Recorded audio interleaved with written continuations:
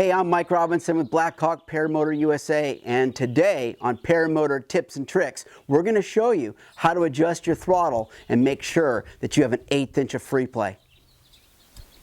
One of the first things I want to mention is that the stuff that we give you, or the information that we give you on the Paramotor Tips and Tricks, is not typically relative to just BlackHawk Paramotors. This works on almost anybody's paramotor. So, with that said, let's get started. First off, we're talking about the 1/8 inch of free play. This is the 1/8 inch of free play in your handle.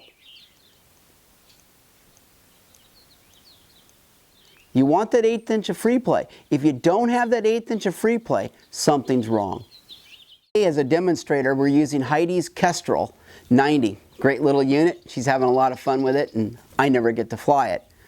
Regardless, the 1/8 inch of play in your cable is very, very important. If there's not an 1/8 inch of play, whenever you move your hand while you're flying, you're probably going to engage the throttle. You want the 1/8 inch of play. Secondly, if there isn't an 1/8 inch of play, and there was before, you know that something's wrong.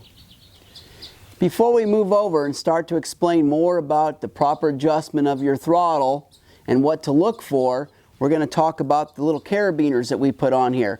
These are just little 99-cent carabiners, and they're really nice because they clip right on your throttle very easily. And this allows the cable to maintain a nice smooth curvature. In fact, on the Kestrel, being a weight shift unit, it does sit on the ground, but not by much.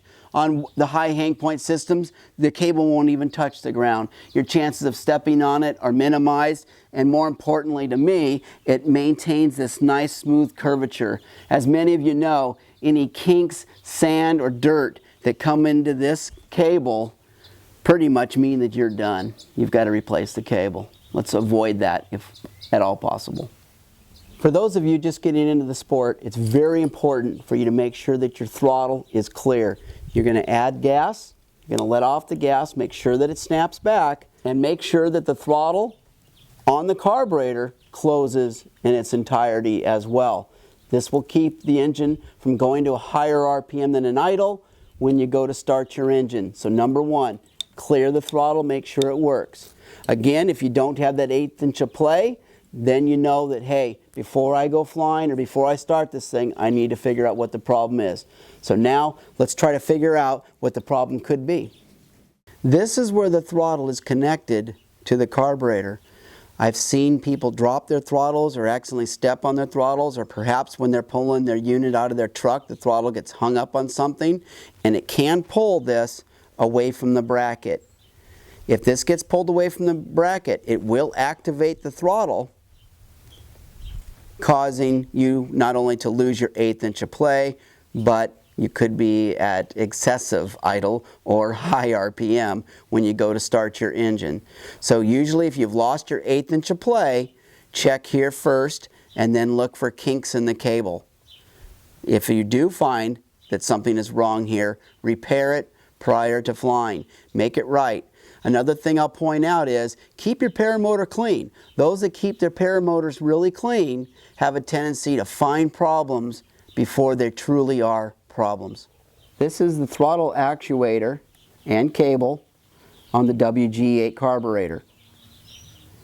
If you need more free play, you can simply loosen this screw, push up on the cable, lightly tighten the screw back down, and then kink the cable back down, and then check your free play. If your free play looks okay, then go ahead and get that screw nice and tight. By the way, this is the idle adjustment. On the WG8, there is only one mixture adjustment, and that's this screw right here. A lot of people think this is a mixture screw. It's not. It's the idle. It's a cone, bigger at the bottom, smaller at the top. When you screw it up, the little actuator valve rides against it, thereby increasing your idle RPM. That's pretty much it for today's Paramotor Tips and Tricks. If you're interested in seeing more of these Paramotor Tips and Tricks videos, please subscribe to our channel and give us a bunch of likes, and we'll continue to provide videos for you. If you have any suggestions or ideas, please email them to us or post them as comments on the Paramotor Tips and Tricks video channel. Thank you.